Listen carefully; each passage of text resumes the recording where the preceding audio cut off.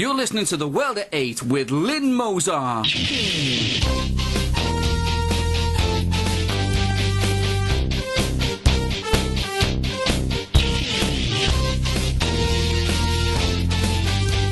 World at 8, the number one in nationalist news.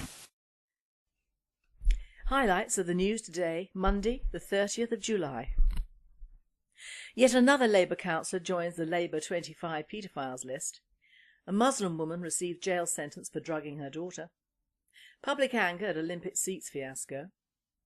Greeks get no more concessions blast from Germany.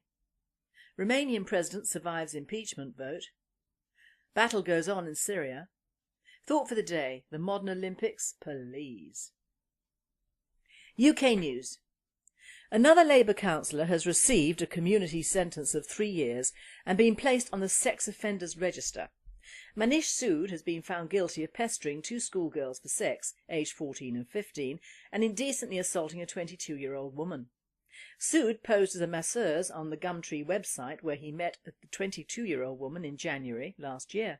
She went to his home in Leicester for a massage, but when she arrived, Sood led her to his bedroom, telling her he was going to demonstrate aroma and tantra. He then yanked down her leggings and underwear and kissed her bottom. His traumatised victim then fled his house, it was reported in the Leicester court. Weeks later, on February the 6th last year, Sood contacted a 14-year-old girl after she posted an advert on Gumtree seeking a part-time job. He repeatedly texted and called the 14-year-old. She complained to her friend, who called Sood to leave her alone. Manish Sood then started pestering her by offering her £200 and told her he would pick her up from school. The 15-year-old victim was pestered 157 times by phone calls in 3 days and 26 times by text messages, and told to bring toe rings and condoms. Sood was then reported to the police. He admitted that he had sexual motives towards the schoolgirls, and he admitted that he was inciting 2 children into sexual activity. Sood has been given a 3-year supervision order in court in front of his mother. His mother is Councillor Manjula Sood, MBE Labour, and she is connected to the University of Leicester. She is also on the Mayor's team as being responsible for health and community involvement. Her son escaped prison, although he is banned from being near children under 16 and has been placed on the Sex Offenders Register and Sex Offenders Programme.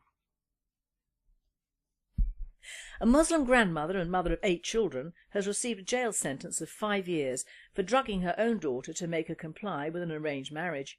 The daughter, Naila Afsar, was kidnapped and drugged by her mother, one of her brothers and the prospective bridegroom. Shamin Akhtar, 59, was jailed with her son, Shamrez Khan, and her son-in-law, Zahid Mahmood, by a judge who heard that they had abused Naila Afsar, then 23, out of some misplaced sense of warped family honour. Khan, 34, was given a 5-year sentence, and Mahmood, 37, was jailed for 4 years at Burnley Crown Court today.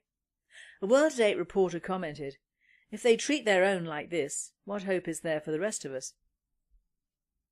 Anger at the amount of empty seats at the Olympics continues. The British public have been tweeting all over the internet and showing their anger online. Last week, the World at 8 reported that 700,000 tickets were unsold. Anger sparked off yesterday when the public saw hundreds of seats empty when the tournament had been spoken about as being watched by a full capacity. This sparked off a public outrage. Euronews. The German finance minister said that Greece will get no more concessions. Lenders are in Athens to sort out the ever-growing disaster in the country that took the biggest blow from being in the European Union. The Germans have now told Greece that it needs to get its act together to survive the financial disaster. The Greeks are in such a mess that their Prime Minister, Antonis Samaras, has been involved in heavy bailout talks with the EU. There is no change or help for Greece, just a downward spiral into the euro money black hole. A World at 8 writer commented, "It seems vastly unfair that Germany and the Eurozone have lit a fire in Greece and are just watching it burn, rather like Nero and Rome." Romanian President Basescu has survived an impeachment vote. 50% was needed to impeach the President of Romania, yet only 46% of the voters turned out to vote. Some say the Romanians just couldn't be bothered to vote anymore, just like us in Britain when some turnouts in local elections barely get above 25%. World news. The battle goes on in Syria. The powers that be are pumping the Western media with attacks on President Assad again this weekend over his retaliation of attacks on his supporters by rebels. It is said that around 200,000 people have fled the city of Aleppo in the last week to avoid getting caught up in the fighting. The French Foreign Minister from the new socialist government of France has called the Syrian President Assad an executioner.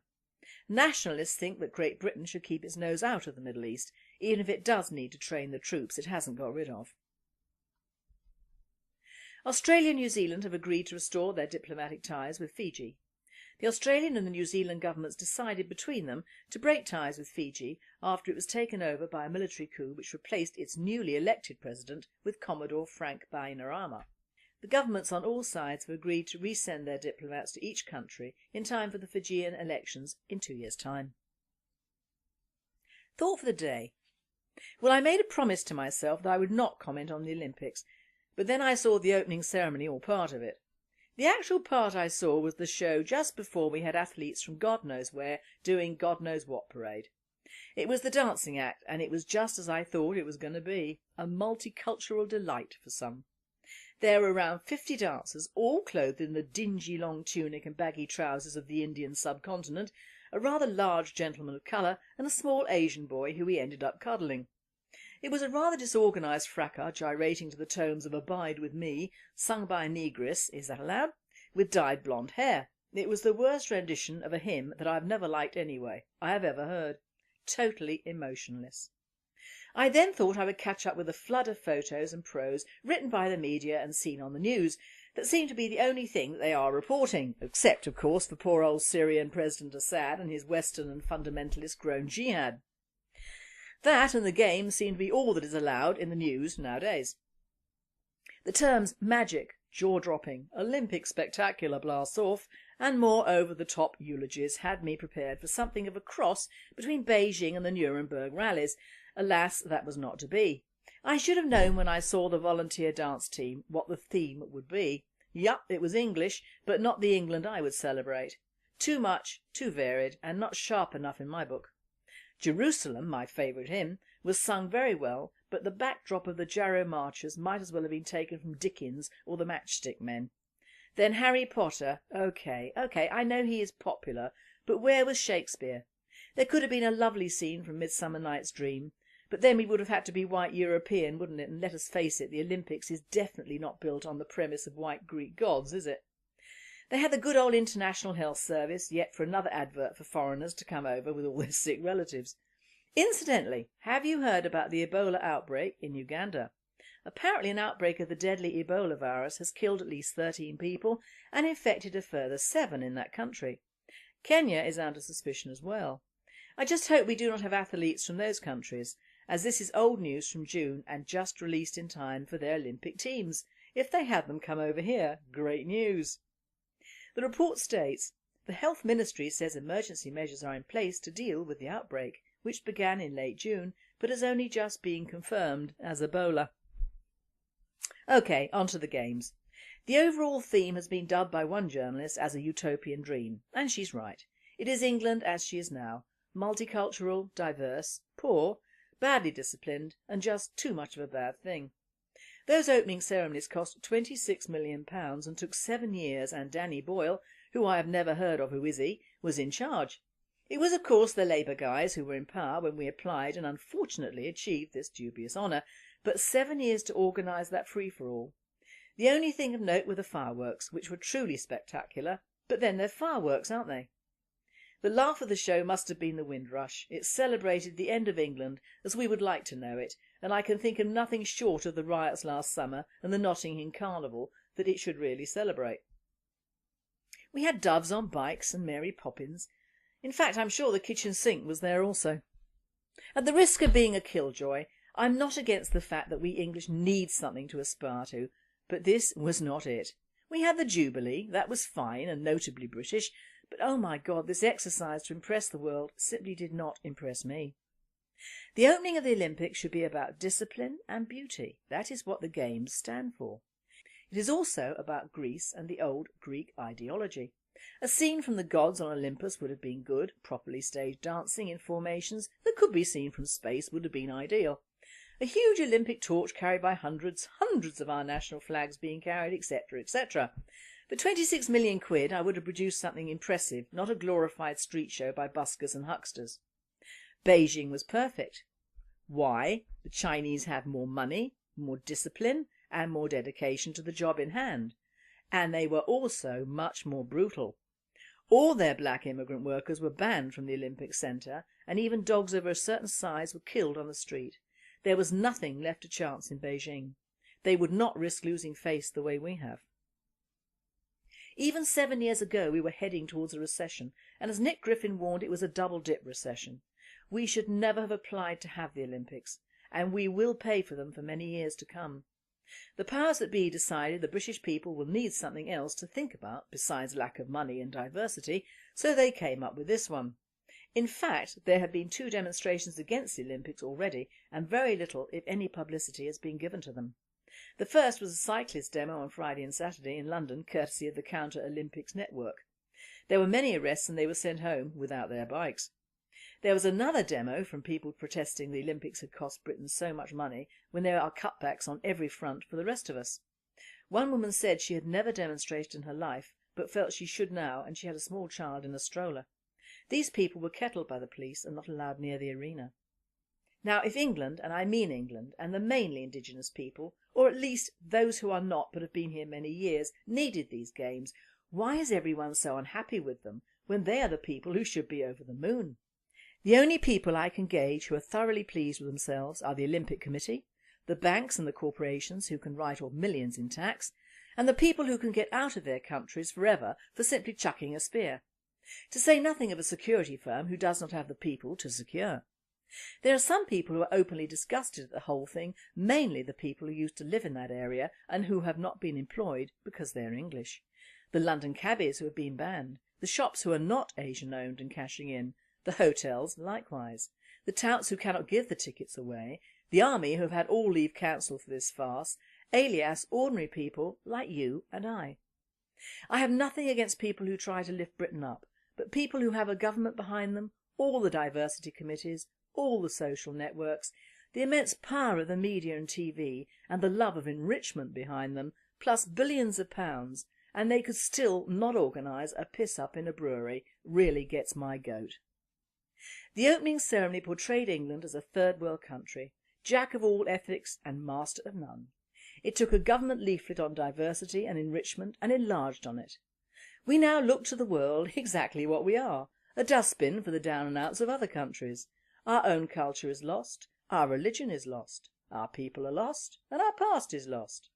If these games were meant to boost the ego of the man in the street, it is not doing it. It is merely dividing us yet again, to conquer us yet again.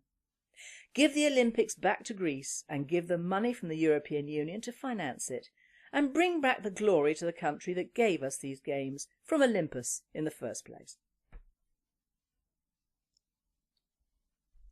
And finally, the so-called comedian, lefty and criminal Russell Brand, known for his attack on the British National Party and anything British, is now enjoying what he deserves: community service.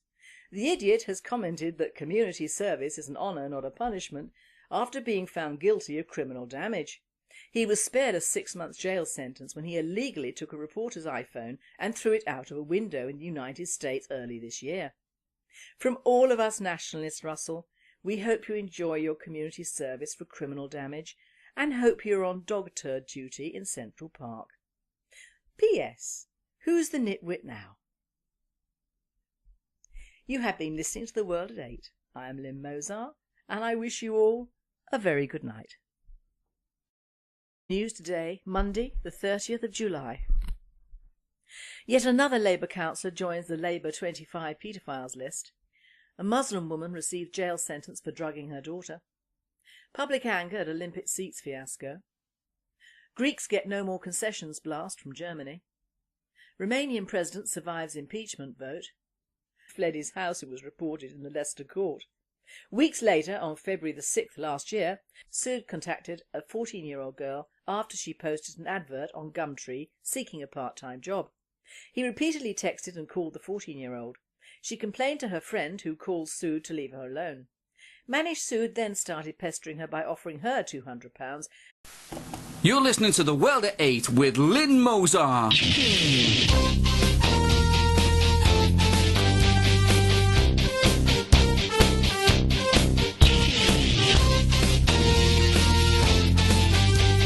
World at 8, the number one in nationalist news.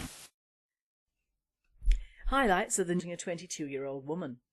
Sood posed as a masseuse on the Gumtree website where he met the 22-year-old woman in January last year. She went to his home in Leicester for a massage, but when she arrived, Sood led her to his bedroom, telling her he was going to demonstrate aroma and tantra. He then yanked down her leggings and underwear and kissed her bottom. His traumatised victim then... Battle goes on in Syria. Thought for the day: the modern Olympics, please. UK news. Another Labour councillor has received a community sentence of 3 years and been placed on the sex offenders register. Manish Sood has been found guilty of pestering two schoolgirls for sex, aged 14 and 15, and indecently assaulting